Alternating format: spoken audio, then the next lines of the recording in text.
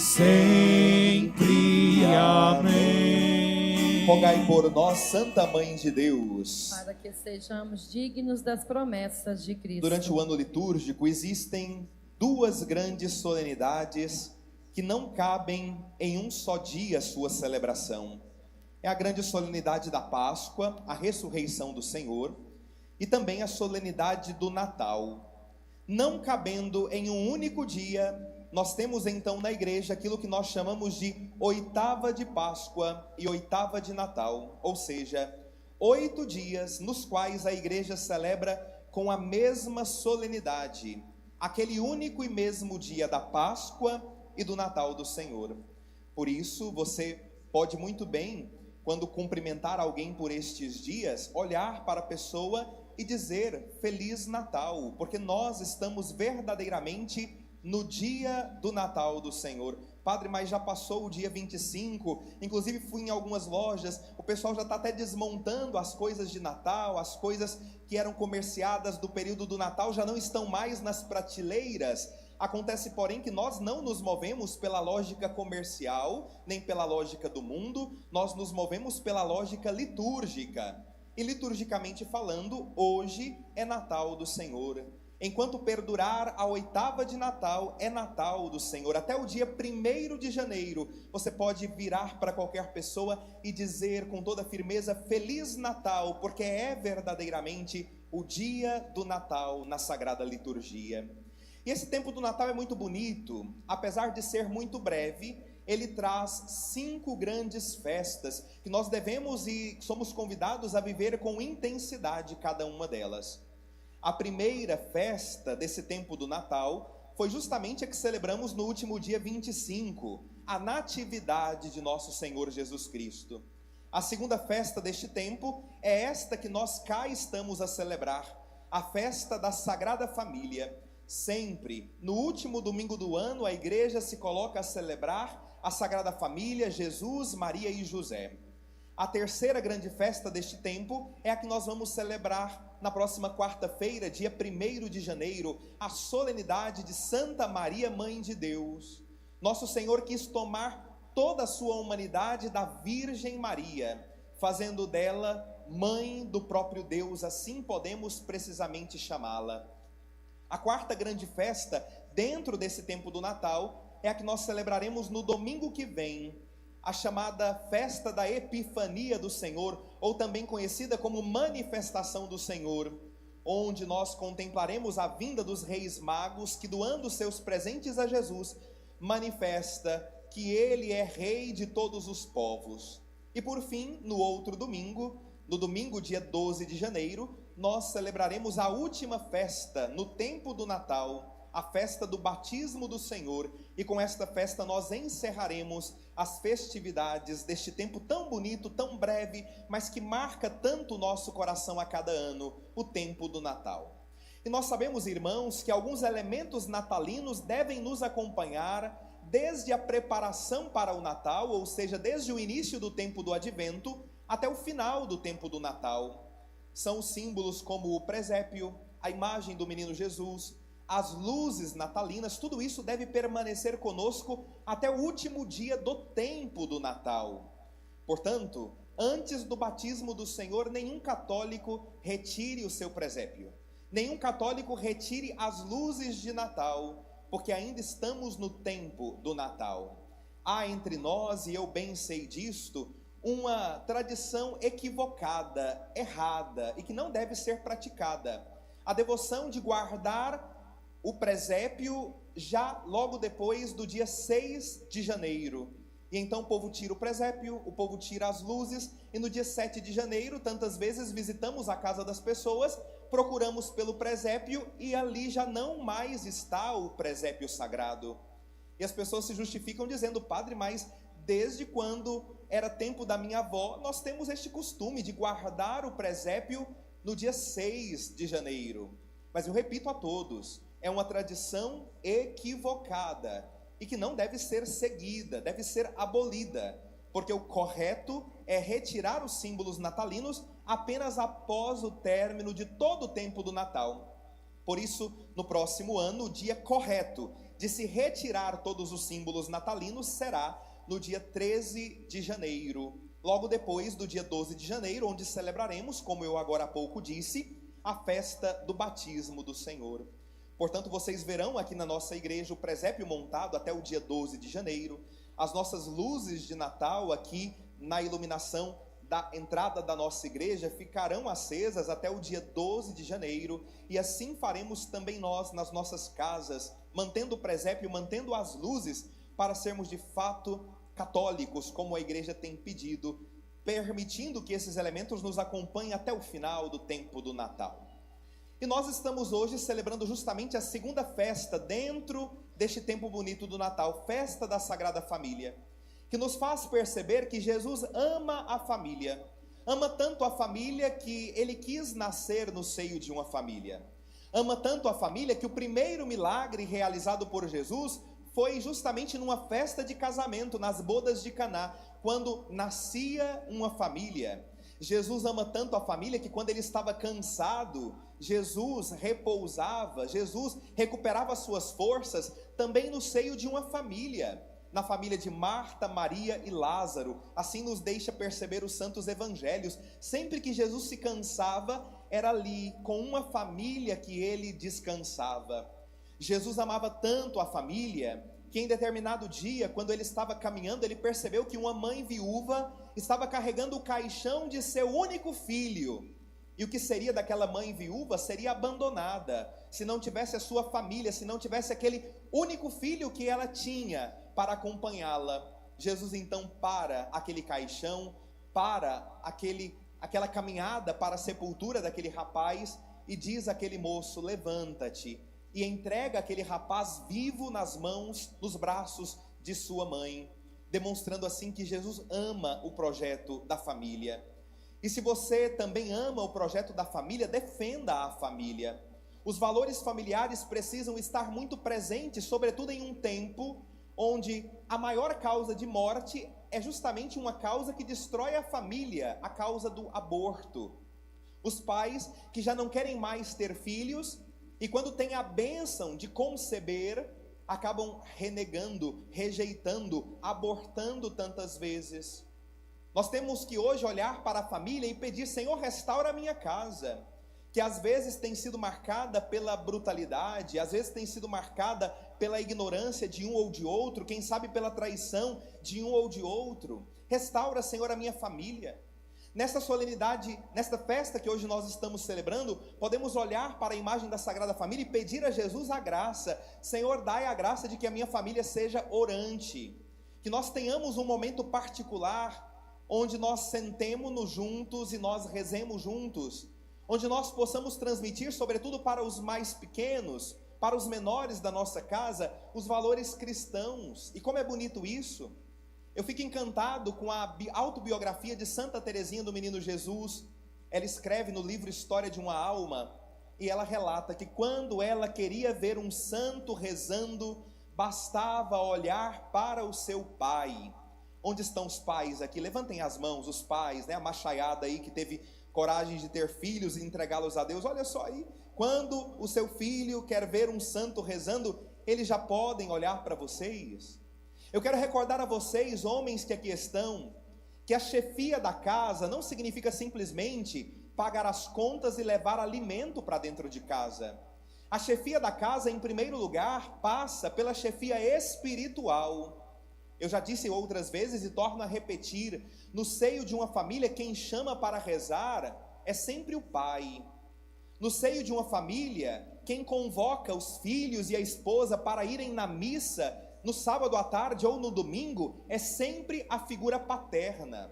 Quem convoca todo mundo para o terço diário é sempre o homem. Esse não é um papel da mulher, reunir a família para rezar. Governar espiritualmente a casa não é um papel feminino, é um papel paterno, que a Sagrada Escritura deixa para nós muito presente, que nós devemos buscar imitar. Mas claro, mulheres que aqui estão, mães de famílias, se percebem que os vossos maridos nisso falham, não deixem vocês de chamar para rezar, de trazer para a Santa Missa. Mas é claro, filhos que aqui estão presentes, se percebem que tanto o pai quanto a mãe são omissos no governo espiritual da casa, não deixem vocês de serem os instrumentos de Deus, para quem sabe a partir das vossas vidas, trazerem para o coração de Jesus toda a vossa família. Há um versículo na palavra de Deus que muito gosto, que diz: crê no Senhor Jesus e serás salvo tu e toda a tua casa. Reza todo dia. Família que reza unida, permanece unida. Vocês sabem, vamos repetir: família que reza unida, permanece unida. O padre até atropelou aqui, vamos de novo mais uma vez, bem bonito.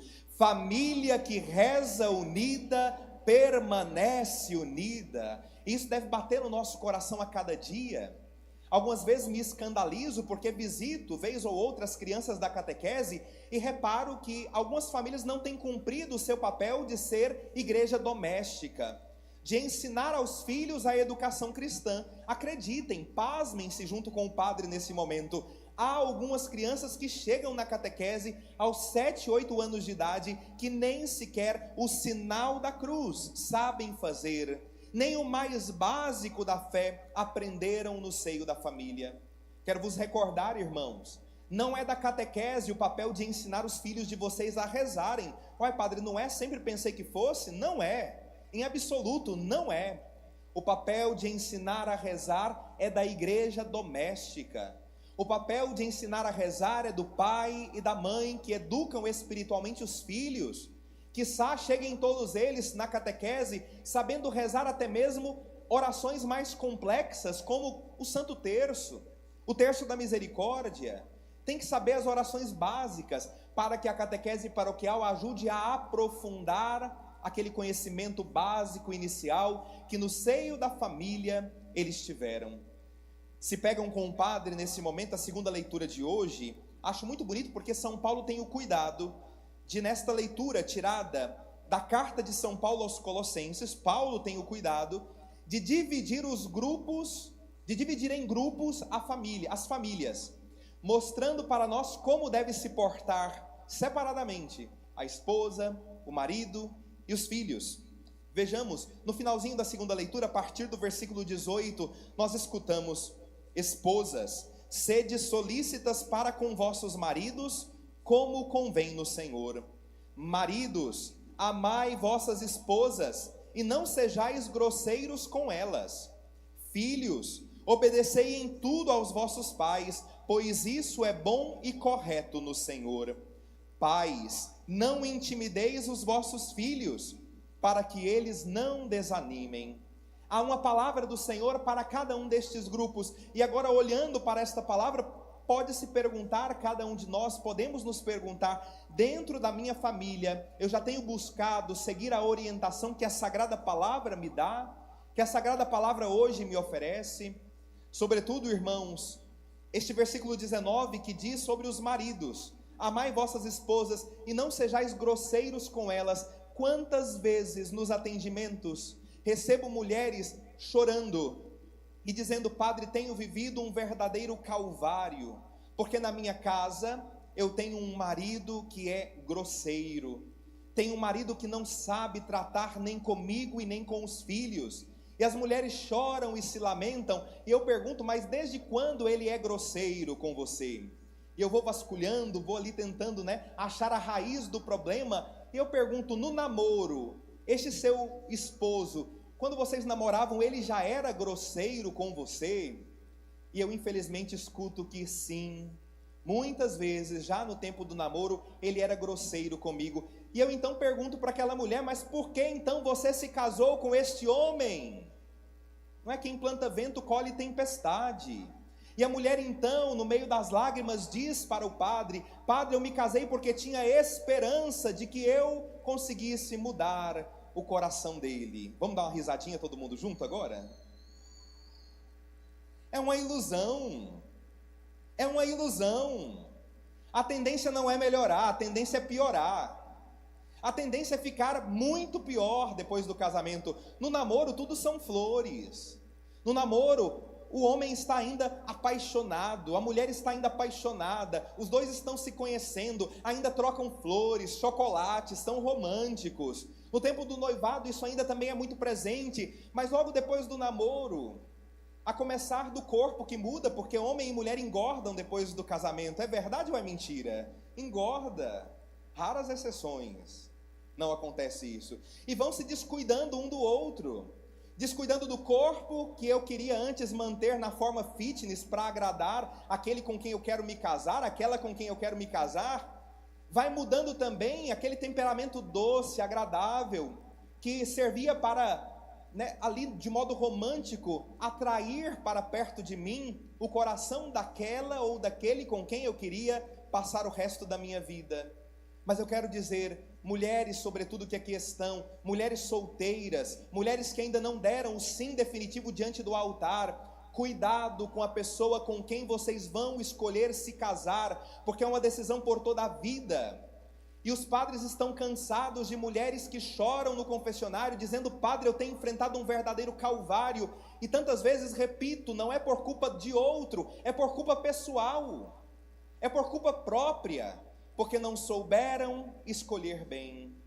A palavra de Deus diz para nós que algumas pessoas não foram feitas para o matrimônio. Não tem jeito, tem gente que não nasceu para casar. Homem bruto não nasceu para casar. Homem bruto não nasceu para se juntar com mulher alguma. Homem violento, grosseiro, bruto, precisa ficar sozinho, porque não é capaz de conviver com outra pessoa.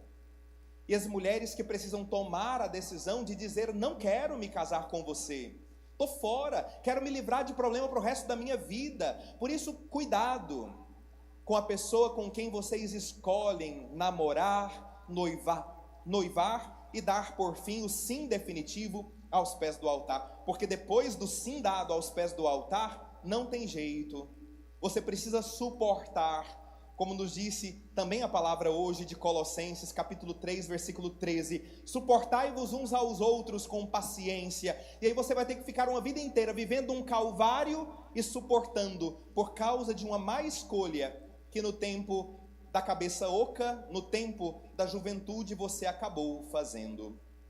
Amados irmãos, por fim, eu quero mencionar com vocês algo que achei muito interessante. O Departamento de Polícia da cidade de Houston, no estado do Texas, nos Estados Unidos, certa vez elaborou uma lista com 9 maneiras fáceis, tranquilas, para se criar um delinquente. E eu gostaria de terminar esta homilia partilhando com vocês. Padre, mas eu não estou afim de criar um delinquente, não. Eu quero criar filhos santos. Eu quero criar filhos cheios de valor. Portanto, não faça nada que essa lista diz. Vejamos só os 9 pontos dessa lista. Primeiro ponto: comece na infância a dar ao seu filho tudo o que ele quiser. Assim, quando crescer, acreditará que o mundo tem obrigação de lhe dar tudo o que deseja. Não tem pai que é assim? Tudo que o filho pede, dá. Famílias que já não sabem mais partilhar, famílias que já não querem mais que os filhos dividam as coisas, e crescem ali crianças egoístas, que não sabem partilhar. De repente o irmãozinho pede alguma coisa e a criança diz: não, é meu. E o pai e a mãe, ao invés de corrigir, pega outro e dá para aquela criança birrenta, enquanto na verdade devia ensinar aquele que tem a dividir com aquele que não tem, para que não cresça egoísta. E se você der tudo o que os filhos querem, eles vão crescer achando que sempre poderão ter o que quiserem, e aí vão crescer mau caráteres, vão crescer querendo surrupiar as coisas que são dos outros, vão crescer querendo dar aquele chamado jeitinho brasileiro.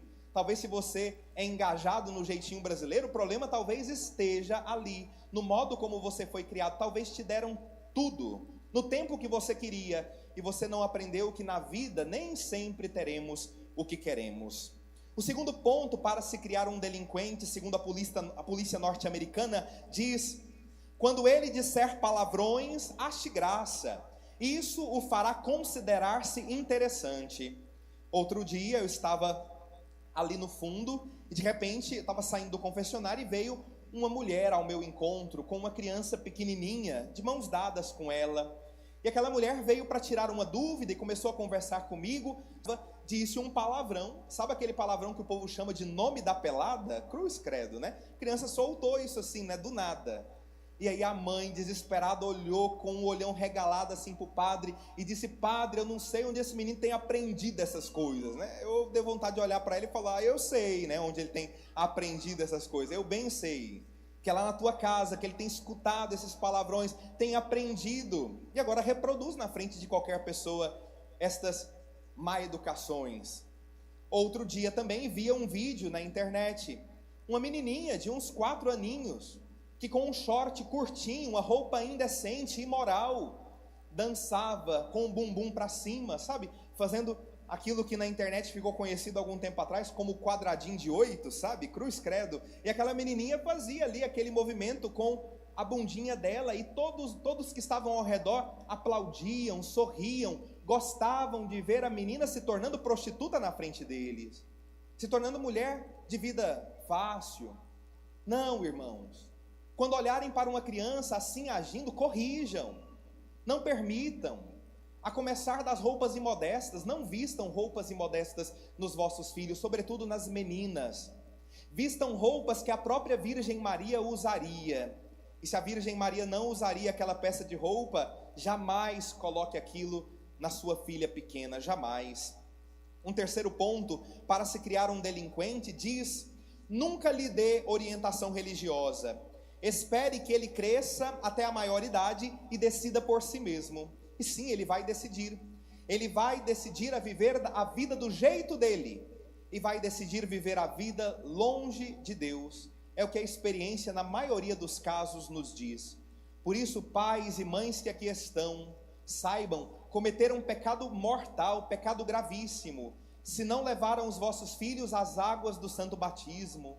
Cometeram um pecado gravíssimo se não colocaram os filhos na catequese para prepará-los para receberem o sacramento. Afinal de contas, que deixa de dar as vacinas para os filhos, pensando, quando eles crescerem, eles decidem se querem ser sadios ou se querem ter um monte de doença. Ninguém pensa assim, todo mundo vacina os filhos.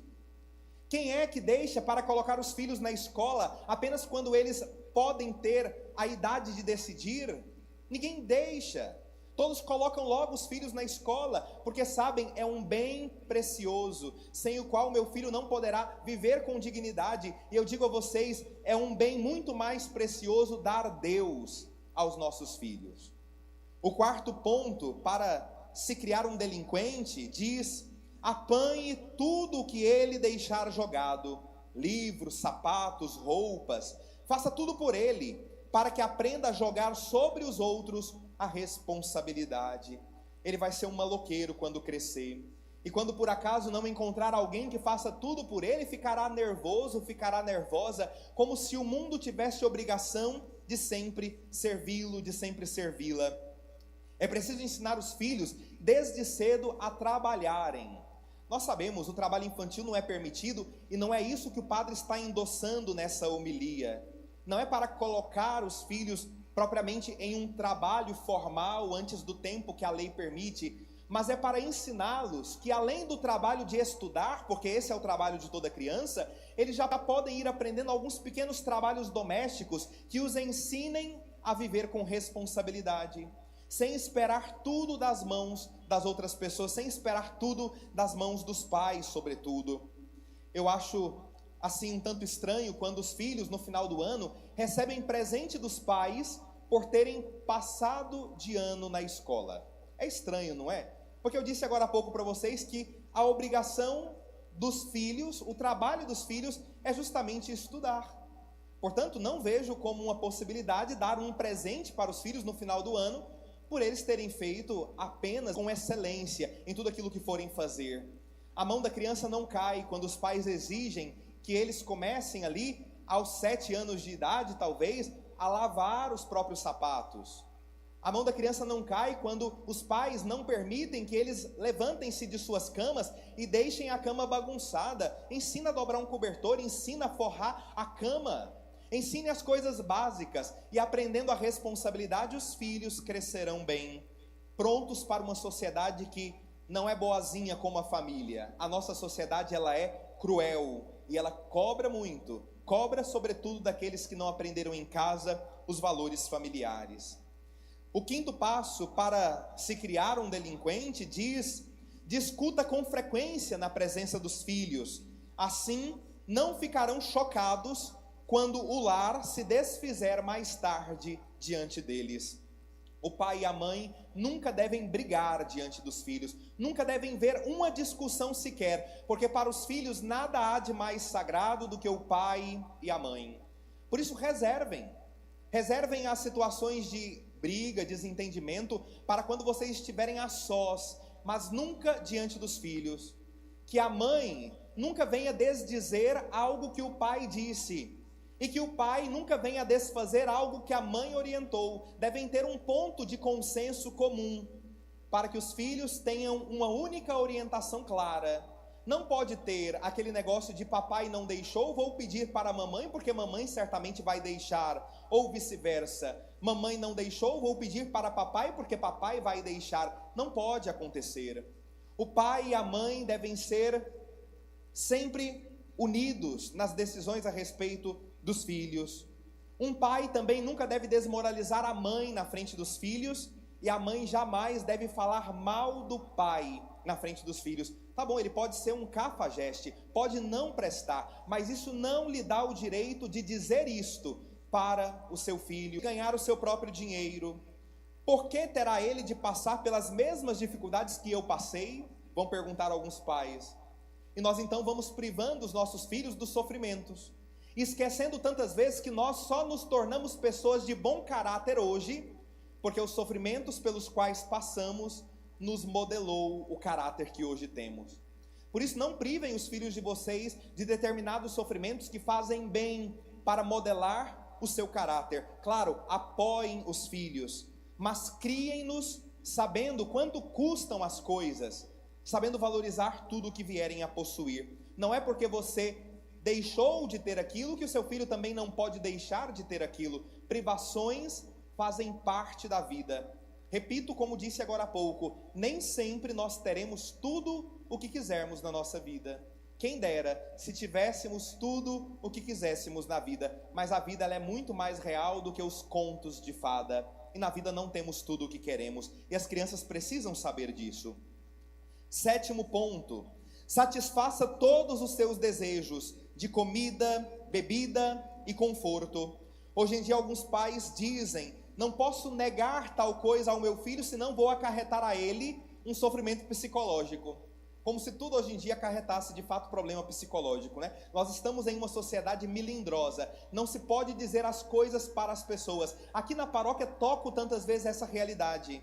Às vezes sou um pouquinho mais duro com alguma pessoa, e a pessoa logo se fecha, se fere, se sente ressentida. O padre falou de tal forma comigo. Crie a virtude da fortaleza, seja forte.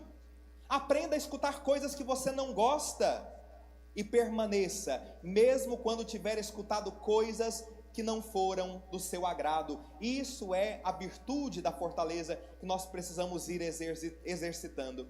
Não seja casquinha de ovo, e ensinem os filhos a igualmente não serem. Veja só o que a palavra de Deus nos diz em Provérbios, capítulo 23. Mãe, do avô, da avó. Levanta a mão para o padre ver quem apanhou. Quem apanhou? Olha aí que tanta gente que apanhou, né? Ô povo que sabe bater aqui em Santa Rosa. Coisa maravilhosa, né? Cumprem a palavra do Senhor tal como ela pede. Certa vez eu perguntei para minha avó: vó, a senhora apanhava muito quando a senhora era pequena? E ela falava: meu filho, apanhei demais da conta. E eu perguntei: mas a senhora não guardou nenhum tipo de ressentimento contra os seus pais que te batiam tanto? Minha avó relatava, às vezes até fiveladas e tudo mais. Isso não, gente, agressividade demais não. É para educar apenas, não para machucar. Mas a minha avó relatava ali, não é, alguns pontos até mesmo de um pouco de desequilíbrio. E eu então perguntava a ela se ela não tinha ficado com algum ressentimento. E a minha avó, com muita humildade, respondeu para mim naquela ocasião: meu neto, perdidas as que caíram no chão. Achei bonita essa resposta.